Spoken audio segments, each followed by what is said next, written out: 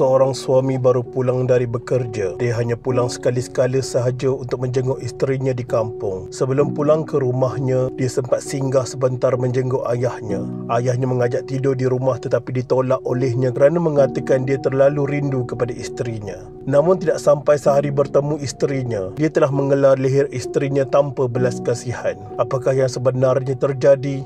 Ikuti kisah ini.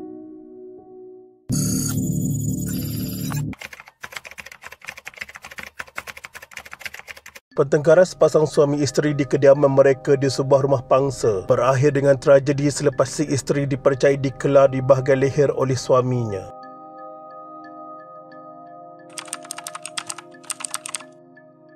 Mangsa yang dikenali sebagai Jara Jimbat 52 tahun berasal dari rumah Jais Nangga Kelanggas, Sungai Merurun, Julau disahkan meninggal dunia di kaki 5 tingkat 3 rumah pangsa dipercayai akibat kecederaan parah yang dialaminya. Difahamkan, mangsa dikatakan bergaduh dengan suaminya yang berumur 23 tahun di rumah mereka sekitar jam 12 tengah hari 4 Julai 2014.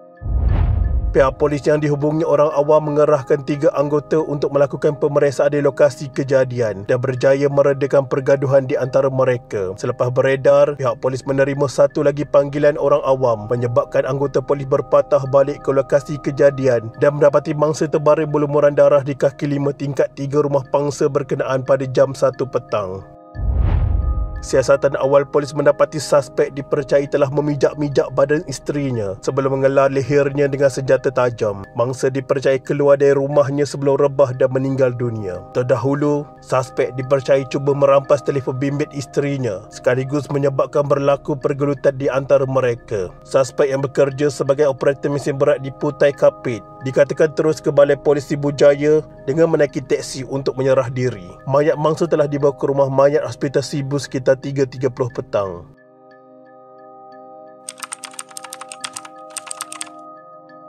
Motif kes pembunuhan tersebut akibat perasaan cemburu dan suspek hanya sekali-sekala pulang dari Putai Kapit. Pasangan tersebut yang berkahwin pada 31 Mei 2012 mengikut adat Iban mempunyai seorang anak lelaki berumur 3 tahun dan mereka mendiami rumah pangsa berkenaan sejak tahun 2013. Menurut bapa suspek, anak lelakinya itu baru sahaja pulang dari tempat kerja pada hari Khamis 3 Julai 2014. Suspek yang bekerja di Tanjung Manis sempat menjenguk ibu bapanya sekejap semasa singgah sebentar di Kapit. Namun, suspek tidak bermalam di rumah orang tuanya kerana mahu pulang segera ke rumahnya di Sibujaya kerana amat merindui isterinya. Suspek juga ada mengadu sakit leher sejak pulang dari tempat kerjanya. Itulah naluri orang tua. Pada hari kejadian, ayahnya tiba-tiba tidak senang hati dan tergerak untuk berjumpa dengan suspek di Sibujaya. Pada jam 4.30 petang, ayah suspek pergi ke Sibujaya dengan menaiki bas, namun dia berasa hairan setelah mendapati tiada orang berada di rumah pangsa itu. Setelah mengetuk pintu beberapa kali, dia diberitahu oleh seorang jiran bahawa anaknya dibawa ke Balai Polis Sibujaya, manakala mayat menantunya dibawa ke rumah mayat Hospital Sibu. Di samping itu, hasil siasatan, suspek mengakui dirinya gila dan menggunakan parang untuk menggelar leher isterinya dan senjata tersebut dipercayai telah dibuang dalam perjalanan menuju ke balai polis. Selain itu, suspek didapati positif dadah dipercayai jenis syabu selepas saringan ujian air kencing dilakukan terhadapnya. Suspek dibawa ke lokap Balai Polis Sentral CPS, diperintah ditahan reman selama 7 hari bermula 5 Julai 2014 bagi membantu siasatan polis. Dia kemudiannya dibawa semula ke lokasi kejadian untuk membantu polis mencari bahan bukti. Kes disiasat mengikut Seksyen 302 Kanun Keseksaan kerana kesalahan membunuh dan jika sabit kesalahan boleh dihukum mati.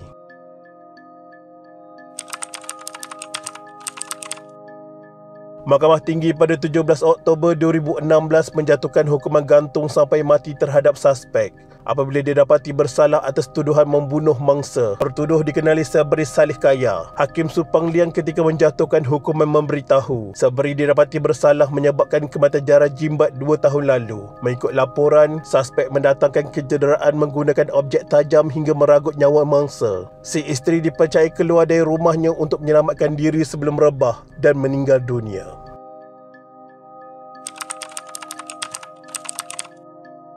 Setelah dijatuhi hukuman mati di Mahkamah Tinggi, suspek kemudiannya mengemukakan rayuan terhadap keputusan tersebut di Mahkamah Rayuan yang kemudiannya memerintahkan kes itu untuk dibicarakan semula di Mahkamah Tinggi. Selepas membenarkan rayuan tersebut, hakim membenarkan keputusan tersebut setelah meneliti beberapa fakta seperti tertuduh dilaporkan menyerah diri di Balai Polis Sibujaya sejurus selepas membunuh isterinya yang berusia 52 tahun kerana cemburu. Sebelum kejadian itu, tertuduh merampas telefon bimbit isterinya untuk memeriksa telefonnya dan tindakan itu menyebabkan mereka berdua bergelut. Pada 29 April 2019, suspek dijatuhi hukuman mati oleh Mahkamah Rayuan kerana membunuh isterinya 5 tahun lepas. Dalam penghakimannya, Pesuruhjaya Kehakiman Dr. Ling Hock Leng menegaskan pendakwaan telah membuktikan kes itu melebihi keraguan munasabah seberi didakwa mengikut Seksyen 302 Kanun Kesesaan dan dibaca bersama Seksyen 34 Kanun sama yang memperuntukkan hukuman gantung sampai mati. Seramai 15 saksi pendakwaan dipanggil untuk memberi keterangan terhadap tertuduh.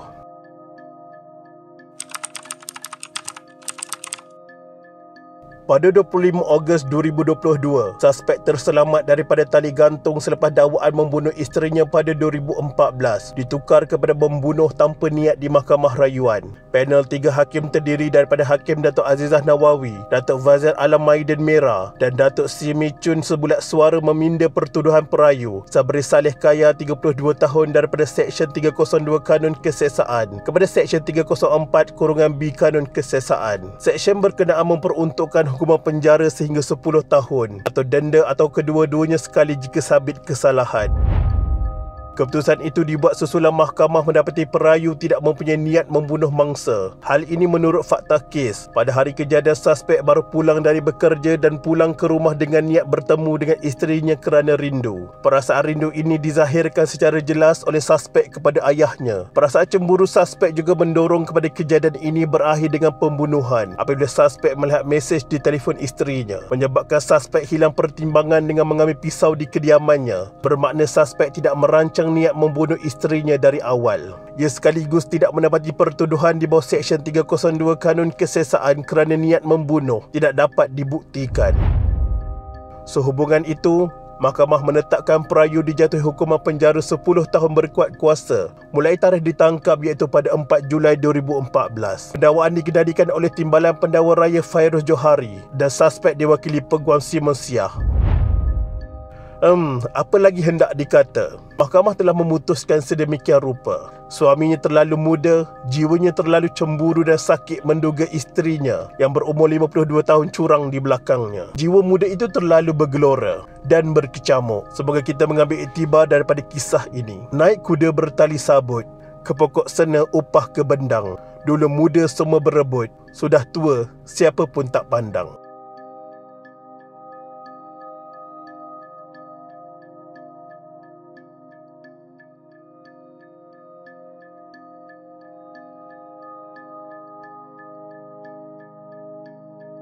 Sekian, terima kasih.